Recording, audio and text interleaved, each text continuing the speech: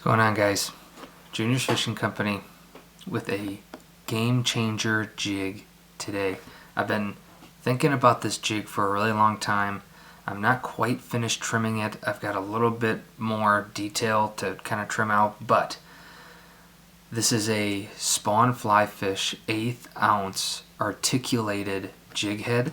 So they look just like this when they're in, well, this came raw and then I painted it white, but this is what they look like when they're in the package.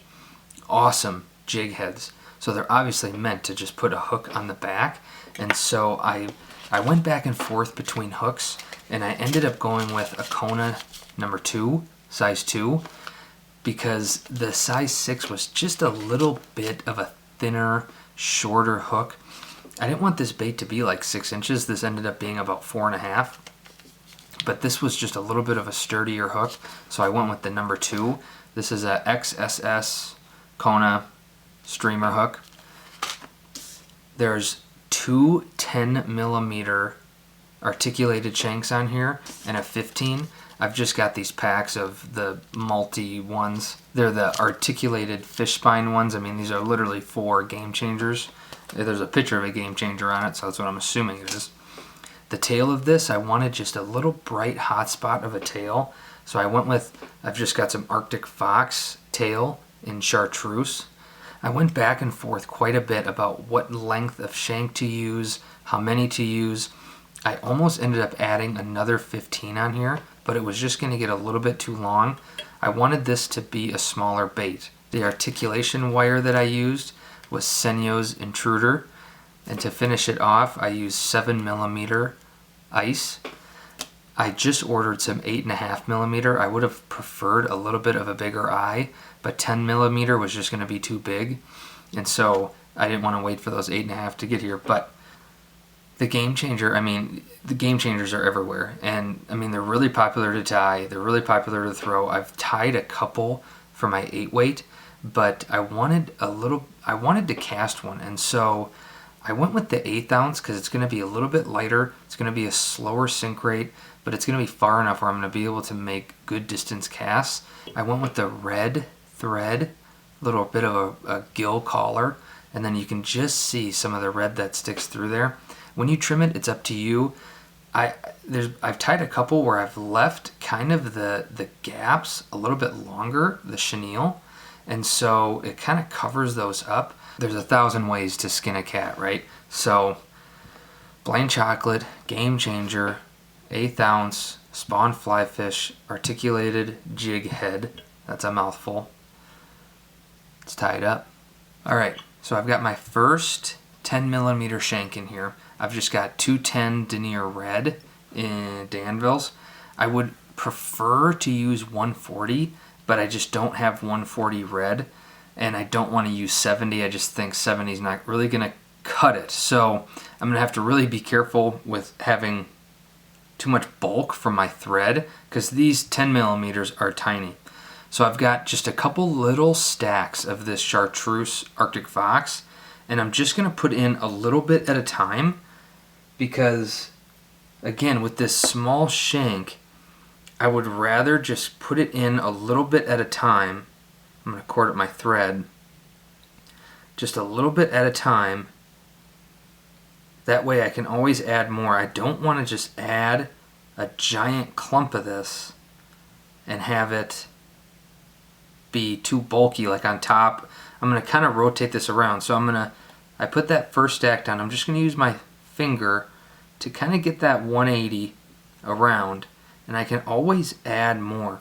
I'm saving a bunch of room by the eye of this, just so I can add more if I need to. So I'm going to take this second stack, it's a little bit thicker, and I'm just going to put it, it's going to be a little tricky to get this on without causing a bunch of stuff to move. And then I'm just going to push that around my vise, and it's pushed up a lot right now just because my vise is in the way, but it won't be once I get this out. I just want that pushed around kind of 360, I can kind of fold it back a little, and I'm going to wrap back, and you can see I've still got plenty of room to add a little bit more. I want this tail to be nice and bulky, and I might lose some in the process, just a little bit, just because if it's not stacked perfectly. But I'm going to make sure that's down. I'll get a couple wraps up here. And the good thing is, even on these 10mm shanks, these eyes are really big, so you're not crowding the eye. It's not going to be detrimental, because even if half of this eye is covered, I'm just putting another shank on it, so I'm not going to be too worried about it. So I've got just a little bit more of this Arctic fox, and I'm going to trim it, and I'm going to kind of just put it on top. I have a bunch on bottom, and if I have a little red showing on the bottom, that's okay. Cord up my thread, make sure this is just trimmed even, just so I don't have a bunch of materials. Loose wrap right on top. Spread that out, and you can see this is going to be a pretty nice tail. Not nicely tied, but nice and big.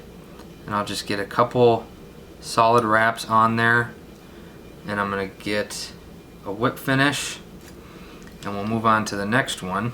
Alright, so I've got my second 10mm shank in there, and now I'm going to just start building up the body. So I've got my Game Changer chenille, and I'm just going to tie this in. I stripped off just a little bit, and the tricky thing about this first shank is that it's so short that you don't want to overdo it, because when you get to this eye, it just gets really tricky, and you don't want to like super crowd the eye. So I'm only gonna get maybe 3 or 4 wraps on here, maybe. So that's 2 tight wraps. That'll be 3. Maybe I'll stick with maybe, can I get another one?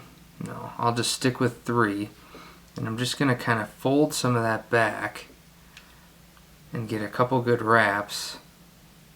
Fold that in front, maybe 3 wraps, just kind of trying to weasel your way through. And this is just corded core, so it's not wire or anything like when you trim a dubbing brush. And I'll push all this back. Again, even just those couple wraps, you start to crowd that eye pretty quick. So I'm going to whip finish this as best as I can without wrapping a ton of those materials over.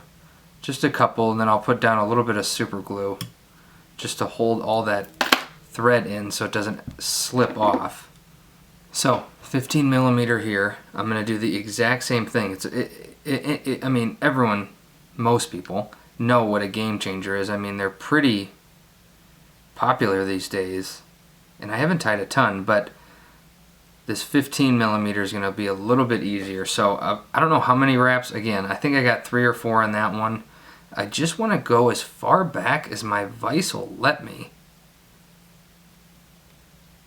on to that shank. Then I'll just wrap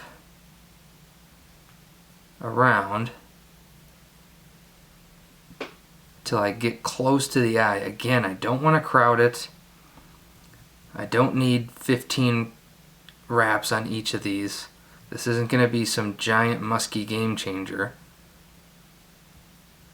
Maybe just one more. You can see how much room I don't know how well you can see it, but I've got plenty of room, but this stuff is just so thick that you just don't want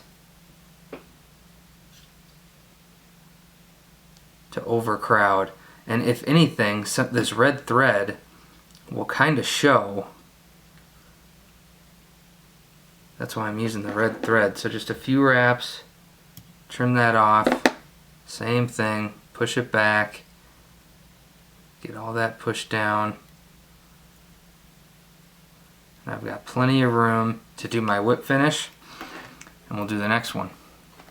So now I've got my Kona size 2 in here. I just wanted to quickly show you this. I don't know if you're going to be able to tell, but if you can see this hook, maybe if I put my finger up, I don't know if you can see how dull that point is and how sharp that one is. I almost put this one on, and I was looking at it, and it just, I don't know if it got chipped or it was just in the manufacturing process. So I almost literally tied this on. I had it ready to go. But sometimes hooks are defective, so just be careful with that. So I've got this Shanks intruder wire, and really I thought about even using like 6-pound fluorocarbon or monofilament, because it's just gonna be my little tail. But this intruder wire is really, really flimsy and flexible, so I'm going with this instead of the super light stuff.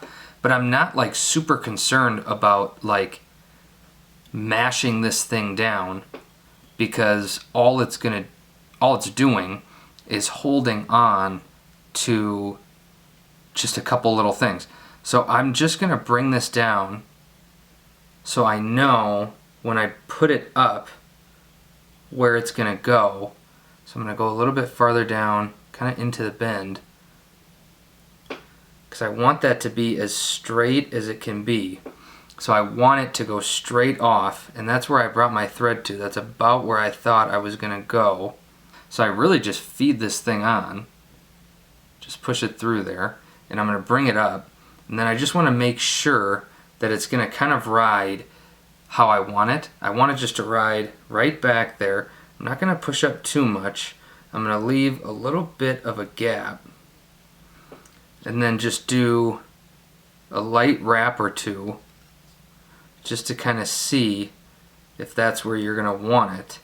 And you can see that it's going to come off straight.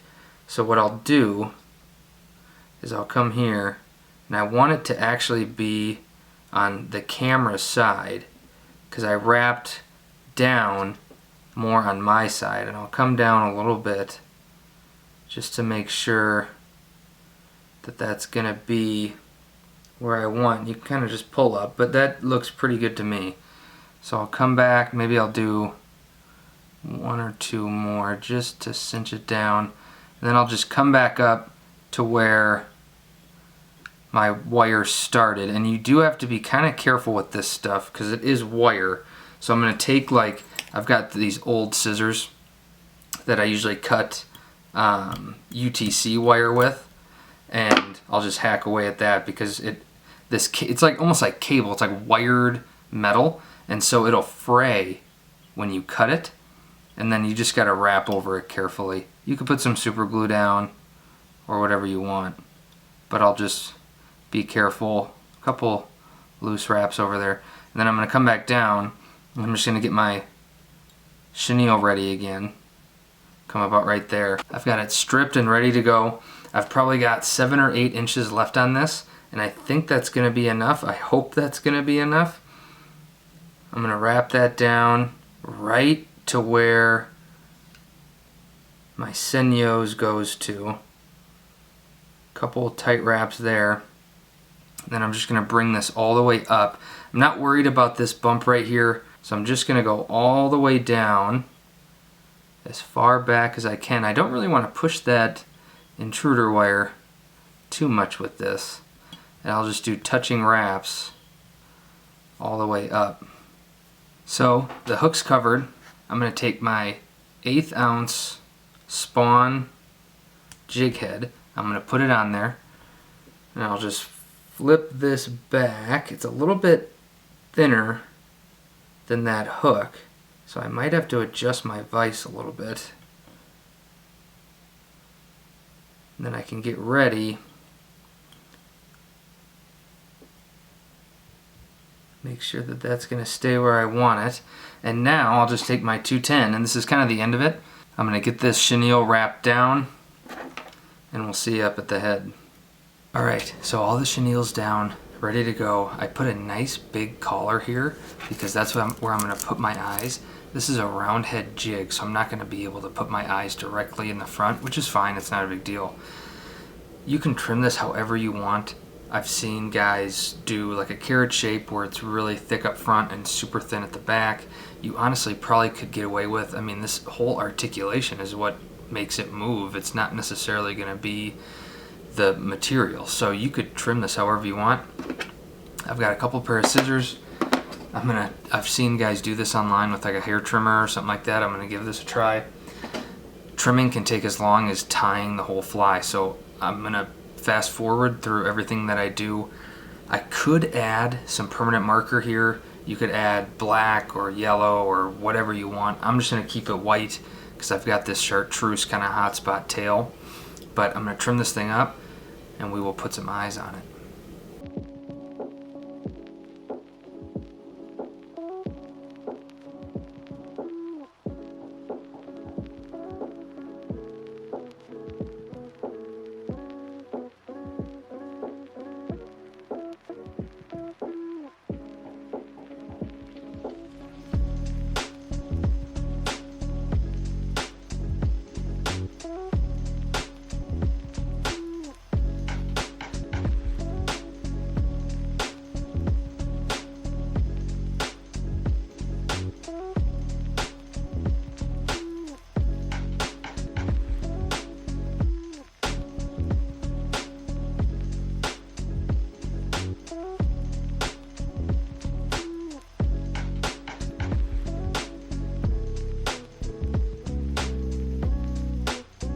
Alright, so this is kind of not quite my finished trim.